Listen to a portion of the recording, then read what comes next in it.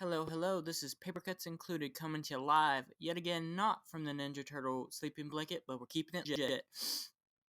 Some people might be wondering, oh, where is the Ninja Turtle sleeping blanket? That was the whole reason I subscribed to your channel, was to see a sleeping blanket. Well, part of my hiatus, I was doing a lot of art markets and art sales, and that was one of the tablecloths I would always use. And I have not got it out of my car yet, along with a good chunk of art and my spinner rack. So hopefully by next video, maybe we'll talk about that at the end of the video. You will see that sleeping blanket return, but I do like this nice gray.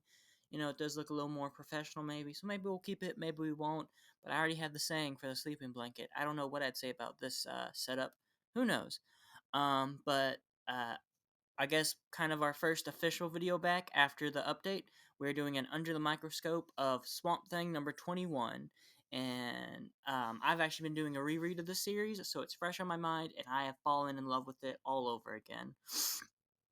Swamp Thing was one of the first books I picked up at comic book stores when I was a kid, probably 4th, 5th grade. And, the character looked so different from what I was used to beforehand. Batman was my go-to comic. Games were big at the time. Arkham City just came out, so all the Arkham City comic books I was trying to get. But then I saw Swamp Thing. I was like, oh, this guy looks pretty cool. So I'd pick up, any issues that a really cool cover. And so I would read them, but never really get a gist of what was going on. And it wasn't until probably the new 52, 51, whatever that. Oh, crap. Why? It's new 52, right? DC's new 52, or is it new 51? Oh, that's going to drive me crazy.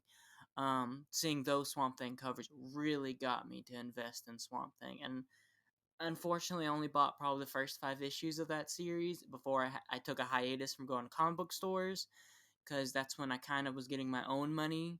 So that just went to video games. Yeah, and vintage toy collecting. But rereading this, I've had this copy for a long time. I don't remember where I got it. It might have been a local antique store find for like $1. Um, but I actually don't have the original 21. I have very few of these more run, which I'm hoping to change relatively soon.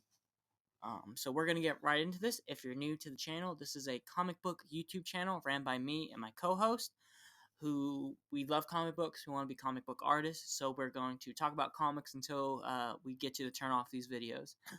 What I mean by that is not only will we talk about the comic book, we'll talk about the comic book artist, we'll talk about the history of the comic book artist, history of the comic book.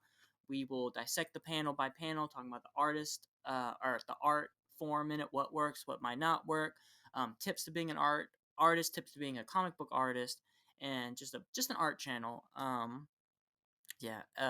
If I just lost my whole train of thought. If you're new to the channel, we greatly appreciate you checking out these videos. And if you're a long-time subscriber, thank you. This is our first kind of big video back after our hiatus, up until an idea I have, which I'll tell at the end of the video. So without further ado, let's get into Swamp Thing number 21, the saga of the Swamp Thing. And this was I think without this Swamp Thing would be dead in the water, without this comic happening when it did. And Swamp Thing would be one of those obscure comic book characters only people like comic book tropes talks about in a top 10 video. Or Watch Mojo. Is Watch Mojo still a thing? In a top 10 random DC comic book characters. But no, this is a great book with great art. This is a Frankenstein story, essentially, with Swamp Thing. So if you like that style of horror, it's a horror comic. It is a great horror comic, great Swamp Thing comic. So if you like that, definitely check this out. I don't know how much this issue cost. Like I said, with my official first reread, I haven't kept up with the prices. I know the first appearance of Constantine, or Constantine, as Alan Moore would say, is maybe a three. I think it's a $300 book now, which sucks, because Constantine was one of my favorite comic book characters growing up once in high school.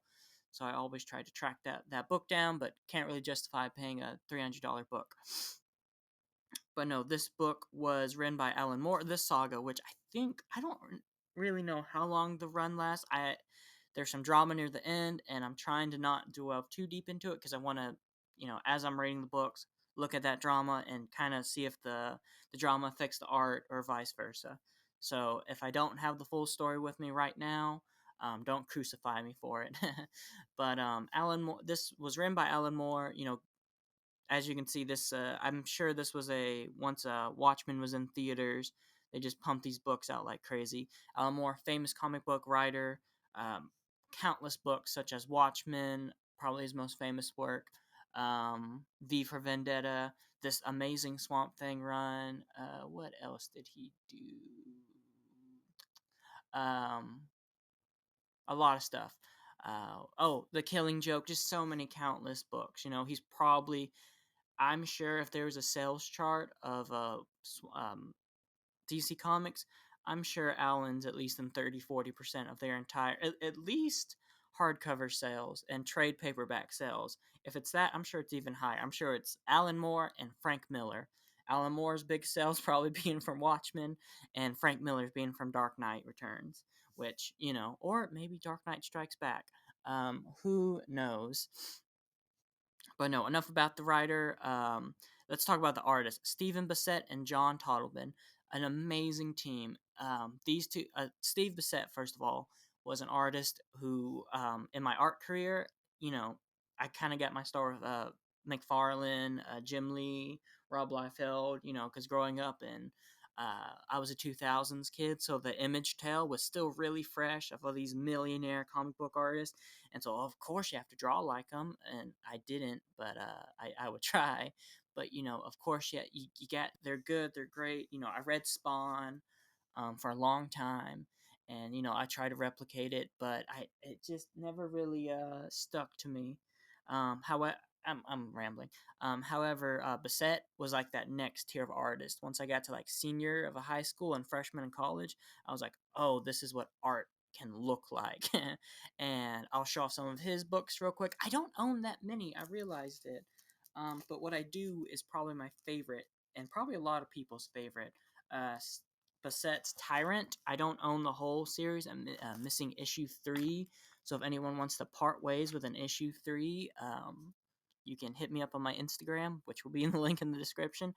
But no, this is a, you know, I believe after Swamp Thing did so good with the royalties, Bassett had a year to work on his own book, and so he did 4 issues of this dinosaur tale. It was going to follow not this T Rex, but one of her hatchlings from Life to Death, but didn't quite make it that far. Only made it to 4 issues, but those 4 issues are gorgeous. Let's open one real quick. Let's open this one because this one's, I think, was easier to get in and out of the wrapping, and is, you know, got some of my favorite art in it. And in 4 issues, you can see him refine his craft and form, and just a phenomenal book. If you haven't read it, read it. If you love dinosaur art, definitely read it. And it's just a great book in general. Just look at this. That's a friggin' turtle, and he did everything. Lettering. There's no color, obviously. I don't think he colored the covers. Um, I don't think so. I would really be surprised if he did. Hello, cat. Say hi to Casey, everyone, or one of my new additions. Okay, to the collection as well. Casey Jones is his name. I wonder where I got the name from. But, oh, man, he's back. Okay. Okay, kitty cat. I know. I'm making a video about comic books. You got anything to say? No? Gonna give me the paw? Okay. But no. Tyrant, like I said, it's a phenomenal book. Really, just look at that. How can you not like that? I wish it would have made it past 4 issues because, unfortunately, this issue, which is the last one, ends in a kitty cat, ends in a cliffhanger. Um, oh, cats. So, oh yeah, give me that face. Yeah, but no. And it's a cheaper book to get into. I think the only expensive one might be issue. It's either issue 1 or issue 4. I think is gonna be where the rest are like $5 books. The other one might be a 15. But you can get the whole collection on eBay for about 20-25 when I was looking at them. Unfortunately, I got most of them through the singles, and I'm holding out to find issue 3 in a single form, so that's why I haven't picked her up yet. Casey, we're gonna try this again. I'm trying to make a video. Oh, you sit right there, bud. You sit right there. But no, Bassett is one of the artists in it. Oh no, I didn't mean to pick up that book. But no, you can also see there's another artist, John Totleben, and I bet a lot of people don't know who John Totleben is. I don't know much about him other than he was a friend of Bassett and Rick Veitch. They attended the Kubrick School together and kind of kept a very good relationship professionally. I don't know. Um, oh, what's the besides emotionally is not the right word. I don't know. But no, Totlben's a phenomenal artist. Him and Bassett would work on the series together for a long time, and I wanted to show off one of Totlben's book. This might be the only Totleben only art I have, but just by himself, because I would love to see the breakdown on him and Bassett. But this is Totlben's issue of Swamp Thing, and it's if you ever find this book and you don't buy it, you're a ding dong. This is one of my favorite books in my collection for art wise, and this is your cue. Go buy it. As Eddie Piscor would say, get it before the kayfabe effect. And this is another cheapo book too. I got it for $4 at a random comic book store in San Antonio. But no, get this book. That's your orders from the Grand Poobah over here. Phenomenal art. Even if you don't like Swamp Thing, if you just like art, get it. There's some people who I know are subscribed to the channel who I hope see this video. Um, Hello, cat. And look at this book and get it, and or do some art pieces related to this. And I hope that person knows who I'm talking about. We have someone in common as a hint if you're listening to this, and it's not my co-host. This person I'm mentioning is a very good artist. But yeah, so I'm hoping maybe for his AP portfolio he does something. Cat, don't mess with my book, please. Um, Yeah, it's a comment. Oh, nope, don't bite it. Nope, nope, nope. Yep, and there it starts. Are you not going to sit up there? Hmm, hmm. Usually you're asleep. But no, there's Totleben, and I guess that's Casey's cue to let's talk about the actual book while I'll get Casey under control. Usually he's asleep at about this time, so gonna let. Oh, come here, come here. Oh, you're right there, bud. Okay, oh that's better. So let's get into the book without further ado. But no, there's the artist. Bassett and Totleben, like I said, went to the Kubrick School together. Would also become friends with Rick Veitch, which I won't show off too much. I pulled off some of the books I own of him, which I'll talk about more at the end of this video. His favorite of mine probably being Brat Pack, and then the one I just got, Heartburst.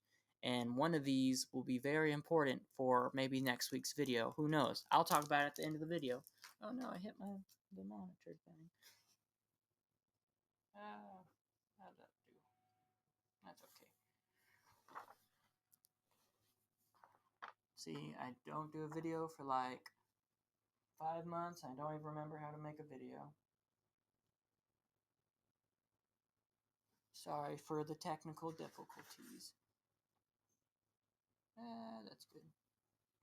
Where's the edge of the... And I'm using this Marv figure as a, whatchamacallit, I don't remember. But let's get into it. So, like I said, this was kind of a redo of the series. I don't really know the history or why Alan Moore was got on this book, but it started as a horror comic, and this book really shows it. Look at this great little title. Throughout the series, they do great little things of these, and we're gonna have to keep a tally over what's the best. So, and usually what we'll do is a cover dissection of the cover. How do we think of it? This was probably a free comic book day, or no, it's got $1. So this was a cheapo comic. So they weren't thinking of the cover really, but no. So the story is centering around this old okay cat. you're usually really good. Why are you jumping all over the place right now? Stay. But say he just wants to talk about comics too. But this specific story just kind of redoes the origins of Swamp Thing. It's what we would call as a reboot now, essentially. But I don't think they really had that term back in I believe 83 was when this first was published. 83, 84. I want to say. I'm trying to see. Yeah, I think 84. Yep. But no, the story follows a old man employing this scientist who does it say Jason Woodrow. Woodrow. We're just gonna call him Jason or Doctor Woodrow. I should his PhD. Who is going to study the, can you guess it, Swamp Thing. Swamp Thing's been killed, and he's meant to study it. And I believe this is some Bassett art right there. That one shocked me if that's a Bassett page. Um, it just, I don't know. Some of his Bassett, or not Bassett, oh yes, Bassett, but some of his Tyrant artwork really says it. Um, like I said, I'd love to know the breakdown of who did what on what things. If you guys know, let me know in the comments. Or if you know someone who knows, like maybe a better YouTube video than this, send it my way. Um, but no, just look at it. It's a great little 2-page spread, right? They don't waste time. If this was a modern comic, you wouldn't get to see this part till probably the end of this issue. We'd learn about all of Jason's problems. He's got a sick mom or a sick daughter, some stupid crap, and we're supposed to feel sympathetic for him. And this guy would still be evil, but we wouldn't see the dead Swamp Thing, the plot of the comic till the end of that first or second issue. Um, but no, but great. I love the coloring. The coloring of Toddlebin, Bassett, and Veach is phenomenal. They do some just weird, awesome colors, and we're definitely gonna have to do a video looking at all three of them as color work, or I guess their color work. They had a colorist, I believe. Let's see. Yep. But I wonder how much input these boys had on them. If my voice sounds a little scratchy, for some reason my throat was killing me this morning, but I promised I'd do a video for Friday, so I'm soldiering through it. So apologies for it. But no, they find the Swamp Thing. He's been shot. He's been dead. We're gonna study him. What a way to kill off your character. So let's turn that page. Oh look, a Watchmen ad. Who would have thunk it? But no, just I try to do. You might think that that shading's pretty easy. I tried to do it the other day, and I completely ruined a piece I was working on. Or I didn't ruin it. I just didn't like the way it turned out. So it's a lot harder than you look. I'm gonna have to study it a little bit harder than just trying to go for it. But no, they in a 1 page explain what happens. Let's see. Yeah, they blew him up. They shot, or no, this isn't it. But man, I'm just flubbering this, aren't I?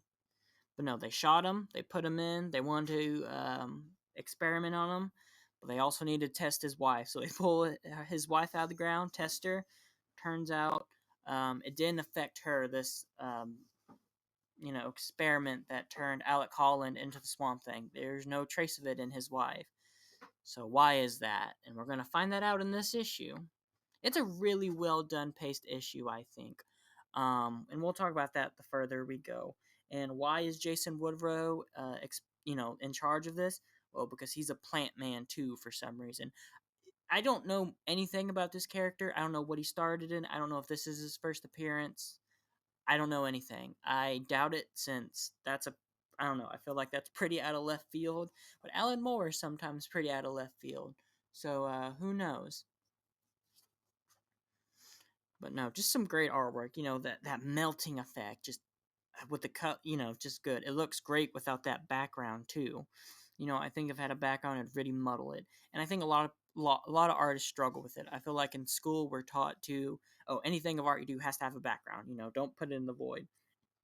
I feel like sometimes the void looks better. Now, I'm not saying every panel you do, but play around. I'm famous for saying on this channel, if you do an artwork, do it 10 different ways. And so if let's say I was drawing this panel, I draw it with the background and without a background. And what I learned this semester in art school is tracing, tracing paper is your best friend, because you can try it out without destroying the original, which I did not know. Like here you can see all the different ways I was trying to color something, or what kind of ink effects I want to do. So if you didn't know that, there you go. It's been helping me a lot in my comic book creating process right now. So you utilize it. Go buy your $10 pack of 50 sheets, and I think it'll really help you. It's really helped me. But no, so now we get to this great little sequence of Dr. Woodrow experimenting on him, trying to figure out, you know, Swamp Thing has lungs, but they're too thick to actually breathe. He has a heart, but it's too thick to pump. He grows these random things that look like yams. What's the point of it all? If he's still human at the root of it, get it, root? um, that's a different Swamp Thing book. Then why does he have it? And I don't think he says it yet. But we'll get into that. But just a great sequence, right? They're not wasting any time here. Like I said, if this was a modern book, this would probably be a whole issue too. But it's not. It's really good with a really good. Study the panel layouts, study the pacing. Some people like myself can struggle at pacing at times. Like when do we pull the punch? When do we punch? What? So I think this was a great book on pacing. This could be a really good one-off. I think the first 3 issues in this run would be just a phenomenal trade in itself. If he only got 3 issues and those were the 3 issues they made, or 3 or 4, then it's a perfect end. You know, like it's a treat that it went on longer for this than that 3 4 issues. You know, just look at all these organic shapes. These freaking doing a autopsy on Swamp Thing. It doesn't get much cooler than that. It's like a reverse Frankenstein story, which we'll get into later. And unfortunately, he's not finding out a lot about Swamp Thing. He's drawing blank after blank. The old man's getting more frustrated, and Dr. Woodrow wonders how much longer. Man, that cat's making a lot of noise. He's usually asleep. I'm so shocked that he's awake all of a sudden. Um, but he's wondering how much longer he can keep finding nothing before the old man, because he got a pardon from jail. That's his incentive to work here. Is he got pardoned to find out this, so he don't want to go back to the clink. And look at this ad. What all? This is the only book I don't know. What is that? Joker. Is that the one where he rips his face off? Yeah. This is a great book. If you haven't read Batman Arkham Asylum, read it. It's got some great art. Pretty cool story. If you like kind of one shots, definitely check it out. But no, this is Woodrow's real form. He uses some spray on skin, and this is what he looks like once all the water, once all his fake skin's off. And I really like this character design. They refine it a little bit more in the next few issues, and then it looks like even more about a random cover I saw a couple days ago, which I think was issue like 80 something. They refine it, and I think it's really cool design. I think it's very fantasy like, but he's evil, which I think is kind of this cool juxtaposition where Swamp Thing's supposed to be this monster, but he's actually a good guy. He doesn't look real fantasy at all, though. Where this guy looks like maybe what they call him, a nymph or whatever, and fantasy, but yet he's evil. Which he's not as evil in this book, but he becomes a full on friggin' terrorist in the next couple issues. But no, he's plotting as he knows his time's coming up, but he's plotting, especially afterwards. After giving how is a Swamp Thing Swamp Thing? Well, it's because it's a plant. It's not a human at the root of it. It's a plant, and the plant absorbed Alec Collins' conscious, and he's using the analogy of worms that eat other worms. Let me go back. A worm that runs a maze perfect. They chop it up. What does he call them? Uh, Planarian worms, which I don't know if they're real or not. A planarian worm can run a maze perfectly. They'll chop that worm up into 10 parts, feed it to 10 other worms, and then all those worms can do it perfectly first try. And so he's saying that the swamp thing, the explosion that created Swamp Thing, actually the plants surrounding it absorb the conscious of Alec Holland, and that's why the Swamp Thing thinks that's Alan Holland. Ain't that ingenious? Would you ever think about doing that in a book? I just think that's probably one of the best premises of like a reboot, right? Your character isn't human. It's a monster that thinks it's human. And we're gonna see the consequences in this issue when that veil is shattered, right? Excellent hatching, or not hatching, just I guess some of it's hatching. No, or yeah, hatching. Not I was thinking cross hatching. Again, not as easy as it looks, but try. This 2-page spread. I was checking those Tyrant books I was just talking about, and in issue 3, there's a dinosaur egg scene, and this has to be a Bassett page. That has to be Bassett artwork because it looks almost just like that. The egg scene from Tyrant issue 3, which I'm so sad I don't have, because that would have been a good little pull to have. But no, just look at it. If go buy this book. Go if you want to ever rip pages out of a comic, either go buy the trade or buy this issue. It's probably a 50-cent book. But no, it's so good. Just the art, drawing vegetation growing in a baby like setting. I can't explain how awesome that is. This might be my favorite panel in the whole book. Tadpoles. Symbolic of growth. Whenever you're looking at a growth chart, they always use friggin' frogs, right? It's phenomenal. You know, and just the color usage. The colorist really good. I'll have to see what other books of theirs I have. Um, but no, and look at that panel. It's so good. I'm losing my words, but utilizing the shape of Swamp Thing's brow, that iconic brow, to just form that instead of doing a regular panel pattern. I think if you did a panel pattern, you would lose just the flow, the sense of sci-fi fantasy, but yet without that granule, it feels so organic, which is what they're going for. It's a plant being born, and I think they really achieve that. And then they go back to reality with the soul grid on this panel. So think outside the box when you're doing your panel work. What can you do different? What can you do to really shake it up? Because pages like this is what I'm gonna remember from this issue. This 2-page spread right here, and you need to have something in your comic book that'll make people remember it. Because you gotta when people remember your book, they'll tell people, they'll buy your books and put cheeseburgers in your bellies. Um, you know, quote from Randy. So yeah, just go check out this book. Try things different. It'll work out for you. If you fail at it, try it again. you know. But no, the scientist disregards him and just kind of tells him to screw off. You're gonna go back to jail soon. You know. I really like how there's like a face in the was it called a Newton's cradle? I just think that's a cool thing. So when you're doing books, remember that. And one of the things I forgot to mention, and this old guy is a millionaire. He has his whole facility to himself. It's kind of like a John Hammond situation.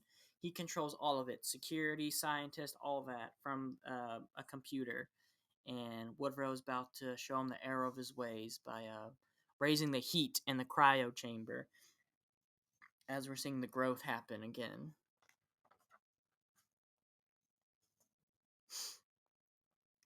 And here again, like I don't know who did that. I bet this might have been a Bassett page. This might have been a Total Bin page. Again, I don't know fully who did what.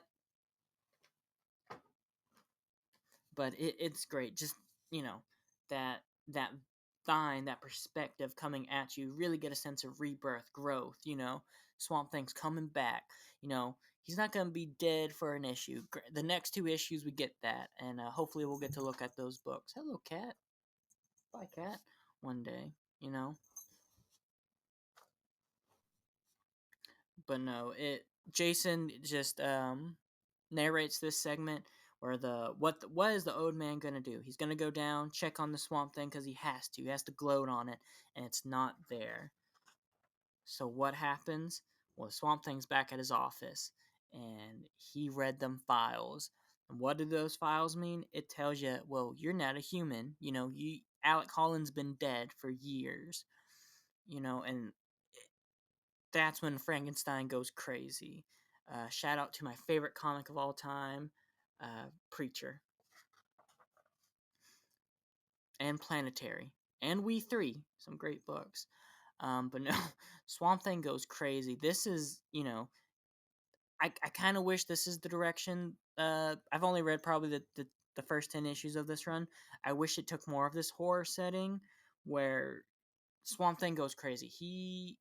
I'm going to spoil it. He outright kills this man, you know? But he can talk.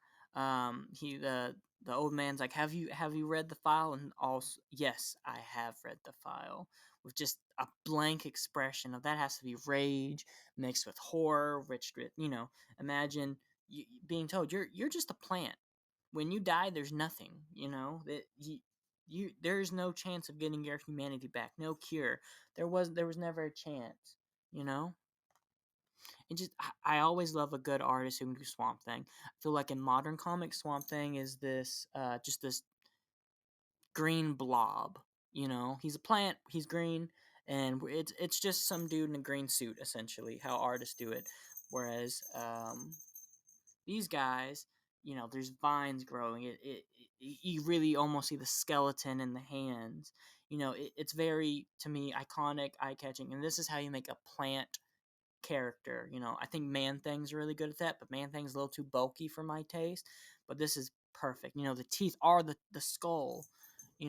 So the skeleton, I believe, is in the Swamp Thing, the skeleton of Alec Holland. And I think it's great that they're showing that off. The utilizing the skull still, the bony fingers. So just remember that. And we see Swamp Thing rage out with some great coloring or lettering and coloring. And yet again, look, the teeth from the skull. It's just beautiful. You know, it's a great little horror comic. It'd be a great one shot too. Excuse me.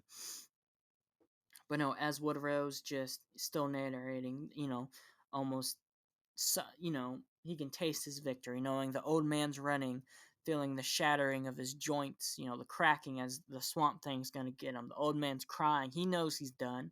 None of his building has worked. Is that the end? Oh yeah, no, we're not on the last page. Just look at it. This is probably my favorite Swamp Thing look, other than there's a random cover. It was the first ever Swamp Thing book I got. And my cat just drank from my water. Where it's like a cactus, and I guess he's on Hawk World. I don't know. It that was my first ever Swamp Thing book I bought, so that cover just lives rent free in my mind. You know, and this is when the old man realizes the doors won't open. He is fully screwed. He might have had a chance. Looked like he was a good 20 feet ahead of the good old swamp, and so he might have been able to open that door and get out, but not anymore. Is this the almost? And what happens? Well, Swamp Thing just kills him right then and there. In that, how many man, my cat's going crazy. How many comic book heroes, main characters were just outright killing in 84? Name it in the comments. I'm actually curious about that. This had to be before Batman, heroically took a life of something stupid. You know, who knows? And look, I just noticed this. This one grid is the building, but they use these grids. I just like how they cut that off like that, you know? So, like I said, play around with your compositional work, play around with your panel work. Um, See what works, see what doesn't. I think this is very innovative, and I took it for granted the first reread. Or now that I'm looking at it and realizing it is that, I at first I read this online, then I read it in person and to prepare a little bit more, and yeah. So just play with panel work. See what works, see what doesn't. And then the last page, we like I said, they refine the character from this panel to like right there. I think those are, two different approaches to the character, and they go with this figure a lot more, and I think it looks incredible. I really, really, really like that look. You know, like I said, he's supposed to be, I feel like in art history, these characters are helpful to the main characters. They're called to adventure, whereas here he'll become a full on villain. Whereas the Swamp Thing is kind of the villain of the, he kills someone, you know, say as you much. This guy doesn't kill no one. He might have planned it, or but he doesn't. So our hero kind of becomes heel, and the baby face hasn't turned heel yet. Um, Thanks to cartoonist kayfabe for teaching me those wrestling terms, not from wrestling, but from Eddie P. But no, and look, of course, there's lightning at the end. Dark Knight who? Look, we got lightning in '84. Imagine if that was the cover. I think then we could have accused Frank Miller swiping some stuff. But no, look at that panel too, how it's all, like the monitor, like the building windows, he's just looking out, and it's reflective of this. There he's more human, and now we see who he really is, that wood person. So there is the reboot of Swamp Thing, starting at issue 21. What a really interesting way to do the book. Um, a real great start off to the series. So if you don't have this book, get it. I'm sure, like I said, this copy's a lot cheaper. I wonder what my cat's doing over there. He's making a lot of awful noise. But no, it feels good to make these videos again. It's been a while, and I'm glad we can get to it. Hopefully, I didn't not hopefully I did this video pretty good. Like I said, it's one of our first videos back, so like I said, there'll be some shaking the rust off, so it's all getting back into the flow of it. Next, hopefully one of the next videos, though, well, before I get into that, I'm going to talk about how I'm planning to format this channel. If you didn't watch the last video, if you didn't know or you didn't see it, we did videos every day here, every weekday for about 3, 4, maybe 5 months straight. We did it for a long, or probably 3, 4 months. And we did that for a long time. And I just got burnt out really bad from it. So I stopped. So I think with this redoing, we're going to do, I guarantee, a video every Friday. Every Friday, and if more videos come out in the week, more videos come out in the week. But I'll guarantee you one every Friday. So this will be this Friday's, and hopefully when this will give us more time to record. This will give us. Oh, he's playing with the pizza box. Um, get it, Casey. This will give us more time to record. This will give us more time to do research. I felt bad kind of half-assing some videos, not knowing, more than what I should about a specific artist or a specific series. So it'll give us more time to research, more time to film, and just more time to think bigger, do more creative. This video was inspired by cartoonist kayfabe. It I would I would be 100% lying if it wasn't, if I didn't say that, but I don't want to be a carbon copy of them. I respect them, I respect what they do, and I feel like it's respectful not to be a copy of them. So I think doing a video for sure once a week will give me and my co-host time to come up with new innovative ways we can do things besides just copying cartoonist kayfabe, which I think we can do by talking about our personal art lives more, stuff like that. I'm sure there's plenty of other things, but going forward, I guarantee once every Friday. And like I said, if more come out during the week, they'll probably be shorter, and not guaranteed. So if I do one on Monday, don't expect there to be another one next Monday. It could actually be next Wednesday, but like I said, oops, sorry, cat. This will be Fridays, which is tomorrow, or yeah, tomorrow when I'm filming this. So this will be Friday, and next Friday's video, I'm hoping that me and my co-host for the return of it will do a little co-stream, or not stream, but we're going to be looking at Rick Veitch's Heartburst, who was a friend and Kubert School attendee as Bassett and Toddlebin. So we'll talk about that. We'll talk about Veitch. I'll do a little bit more research on him, um, just enough to kind of talk about his history a little bit more. And we'll do probably the first half of Heartburst, a trade that I got recently. My friend got, and we did it. He did a reread of it. I did a first read, and so expect this as potentially next Friday's video if everything works out the way it's supposed to. If not, I'll think of something for next Friday, but I'm hoping this is it, the first half. So I'd like to say thank you to everyone who's made it through the end of this video. It helps us out a lot. It's good to be doing videos again. I got some good feedback from our first video back. A lot of people were excited that we were back. So thanks to everyone who commented, liked the video. It felt good. And I'm gonna try to do more videos, and it's good to be back. I feel like I keep going back to that, but it truly is good to be back. I learn a lot doing these videos as an artist, and it gets me to explore more art forms. Um, but no, thanks to everyone who watched this video. If you're new to the channel and you liked what you had, comment what you like. And comment anything you want. If I did a piss poor job of talking about that book, comment down below. I read every comment we get. I love the feedback. I love interacting with the community. So just let me know what I can do better. Let me know what other books you want me to do. Do you, if we can't talk about Heartburst next week, should I go ahead and do maybe the next couple issues of the Swampthing? Or maybe those can be the shorter videos. Who knows? But don't feel afraid to comment. Um, Let me wrap up this video because we're about to get to 50 minutes, and this is going to take a while to upload itself.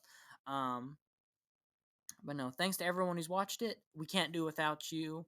But yeah, thank you. I keep saying thank you. I guess I'll send you on some marching orders, and I'm out of here. Make